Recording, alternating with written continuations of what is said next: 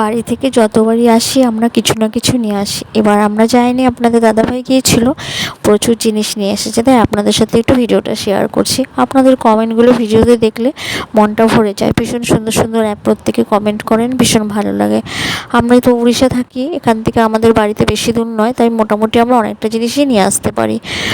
তাই এটা হচ্ছে আমসত্ত্ব বানানো বাড়ির। এবছর তো আমরা যেতে পারিনি সেইভাবে বাড়িতে, তাই আমার বোন রোদে দিয়ে দিয়ে শুকিয়ে দেখুন পুরো সাদা হয়ে ফেটে গেছে, কিন্তু এত নরম এত সুন্দর আছে বলার বাইরে, ভীষণ স্বাদ খেতে, কোনো পুরো নির্ভেজাল আমসত্ত্ব। আর দেখুন আনা হয়েছে লতি, এখানে তো লতি কচু এগুলো পাওয়া যায় না, তাই এগুলো বাড়ি থেকে আমরা আসার সময় নিয়ে আসি। এবছর যেমন আমরা পাট শাক খেতে পারিনি, পাট শাক মানে প্রত্যেকবারই গেলে খেয়েও আসি আবার নিয়েও আসি কিছুটা। আর এই দেখুন একদম ননদের জমির গাছের পেয়ারা, একদম কি বড় বড় এক একটা, সামনে থেকে না দেখালে বুঝতে পারবেন না। পেয়ারাগুলো নাকি প্রত্যেকটা কাঁচা এনেছিল, এখানে একদিনে পুরো দেখুন গরমে পেয়ারাগুলো পুরো হলুদ হয়ে গেছে। তার কি করা যাবে, নিয়ে এসছে সবার। লেবু আনা হয়েছে, দেখুন কলা, গাছের কলা, বিস্কুট। গাছের হলে সবাই চায় যে আমাদের বাড়ির লোক সবাই একটা একটা করে খাক, তার জন্য হয়তো আমাদের জন্যই পাঠিয়ে দেয়, কি আর করবে, রেখে দেয় সবাই যত্ন করে। প্রত্যেকটা জিনিসই যেন আসে, এই হচ্ছে ব্যাপার।